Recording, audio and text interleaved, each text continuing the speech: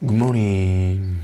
할렐루야. 오늘도 새 날을 주시고 또 새 한 주를 주신 주님을 찬양합니다. 아멘.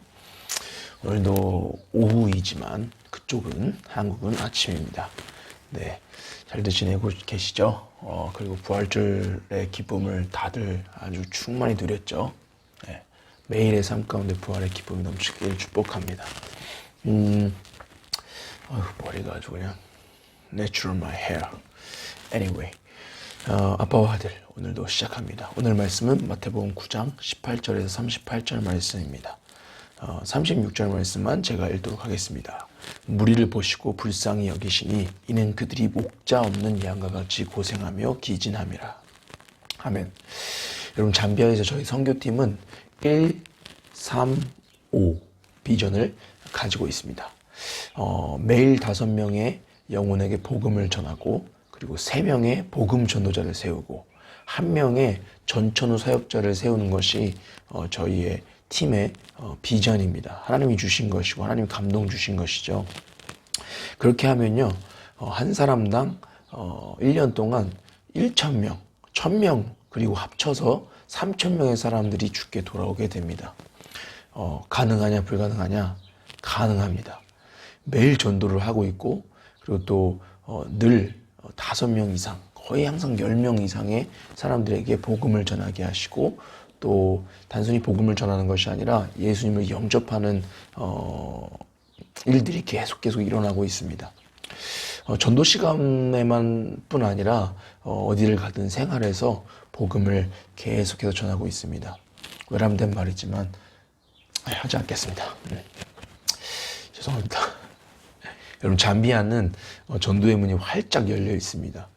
이번 주가 그저께 토요일에도 카오마라는 곳에서 현지 분들과 함께 팀을 이루어서 전도대회를 했습니다. 한미 전도대회 같은 느낌이었던 것 같아요. 이렇게 3시간 동안 전도를 했는데 460명 이상이 예수님을 영접했습니다. 와우, 할렐루야. 놀라운 것이죠. 네. 그리고 다음날 주일에도 25명 이상이 교회에 등록했습니다. 그래서 아주 마당까지 교회 사람들이 꽉 차는 일들이 일어났습니다. 할렐루야. 아주 놀라운 것이고, 이것이야말로 하나님의 정말 일하신 것입니다. 놀라운 것이죠. 여러분, 한국은 영접 기도까지 엄청난 시간과 관계와 에너지가 소비됩니다. 그 시간이라는 것이 2시간, 3시간을 말하는 것이 아니죠. 엄청난 하루가 필요하고 날이 필요하고 또 몇 년 이상이 걸릴 수도 있죠. 그래도 사실 할까 말까인 것이 한국의 모습이기도 합니다. 그만큼 전도하기가 힘들어진 것은 아닐까라는 생각을 해보게 됩니다. 잠비아가 전도의 문이 활짝 열려있는 것을 볼 때마다 가끔 한국이 생각나면 마음이 참 아프고 힘듭니다. 이번 주에도 정말 예수님이 부활하셨습니다. 예수님이 구원자입니다. 예수를 믿지 않으면 지옥 갑니다. 이런 말을 할 때 그것이 진짜 진리인 마냥 순수하게 받아들이는 그들의 모습을 보고 한국을 생각하기 났고, 참 사실 마음이 아팠습니다. 왜 한국은 언제 이렇게 또 된 것인가, 이런 생각들을 하면서 마음이 아팠던 것 같습니다. 그런데 아주 기쁜 소식이 한국에서 들려왔습니다. 이번 주에, 어제였죠. 세계로 교회, 저희 모교가 부활절 초청잔치를 했는데 세신자가 16명, 이른 양 20명 이상의 교회에 왔다는 것입니다. 와우, unbelievable. 아주 대단한 겁니다. 숫자가 대단한 것이 아니라 이 시국에 교회에 새 신자가 왔다는 것, 발걸음을 옮겼다는 것, 그리고 그들의 마음에 복음의 씨앗이 떨어지기 시작했다는 것이 놀라운 것이고, 이것이 기적이라는 것입니다. 할렐루야. 아멘. 아주 놀라운 것이죠. 여러분, 지금도 여전히 복음이 필요한 영혼들이 많습니다. 도움이 필요한 자들이 많습니다. 예수님 곁에는 늘 수많은 무리가 쫓아다녔습니다. 그 무리들은 도움이 필요했던 것입니다. 사람과 의학, 과학은 줄 수도 없고 할 수 없는 기적과 능력이 그들은 필요했던 것입니다.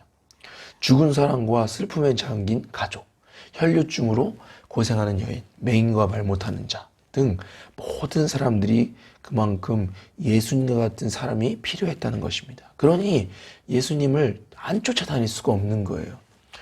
쫓아다닐 수밖에 없는 거예요. 무리가 있을 수밖에 없는 거예요. 왜? 예수님 같은 분은 당시에 예수님밖에 없었기 때문입니다. 여러분 지금도 그렇습니다. 제대로 된 목자를 만나지 못해 고생하며 슬픔과 절망과 죽음에 놓여 있는 영혼들이 너무나도 많다는 것입니다. 참 사랑과 생명을 주는 사람이 없다는 것입니다. 주님은 그것 때문에 지금도 마음이 아프시다는 것입니다. 여러분 잠비아는 복음을 들을 준비가 되어 있습니다. 그래서 저는 정말 지금 이때를 놓치면 안 된다. 저희 선교사님도 항상 그 얘기를 하시는데요. 활짝 열려있을 때 복음 전도자들이 세상으로 삶으로 나가서 그들의 영혼의 갈급함을 오직 예수로 채워야 한다는 것입니다. 저에게는 아주 막중한 아주 사명이 있는 것이죠. 생각나실 때마다 꼭 145 비전을 위해 기도해 주셨으면 좋겠습니다. 여러분 오늘 말씀을 통해 또 제가 해야 할 것이 무엇인지 다시 한번 점검합니다. 전도하고 제자 삼는 것, 이것이 나의 삶의 철학이고 나의 삶의 목적이고 내가 가야 할 방향입니다. 제 목회 철학과 방향도 모두 마찬가지입니다. 설교도 중요하고 다 중요하지만 평생 복음 전도자의 목회자로 살고 싶다. 그리고 설교하고 그리고 목양하는 삶을 살고 싶다라는 것이 오늘 내가 해야 될 것이다 라는 것을 말씀을 통해 또 다시 한번 결정하고 점검하고 다짐합니다. 그리고 오늘도 내가 주께 말씀드려야 할 것은 무엇인가? 주님, 추수할 곳에 오늘도 날 보내소서. 아멘. 이것이 내가 또 우리가 해야 할 고백이 아닐까라는 생각을 하게 됩니다. 여러분 복음 전도자가 되기를 축복합니다. 복음 전도자가 되기를 축복합니다. 아멘. 기도하겠습니다. 하나님 오늘도 새날을 주시고 말씀 가운데 삶을 시작하게 하심에 감사합니다. 추수할 곳은 많지만 추수할 추수꾼이 없다는 것에 마음이 아파하시는 주님, 잠비아에서도 한국에서도 지금도 여전히 수많은 영혼들이 복음을 기다리고 생명과 영생을 기다리고 있는 이때에 하나님 우리의 마음 가운데 감동을 주셔서 내가 복음 전도자로 살겠노라 결정하고 하나님 세상과 삶으로 나아가서 수많은 영혼들의 갈급함을 오직 예수로 채우는 우리가 될 수 있도록 성령님 역사하여 주시옵소서. 주님 감사합니다. 주님 사랑합니다. 예수님의 이름으로 기도했습니다. 아멘. 할렐루야.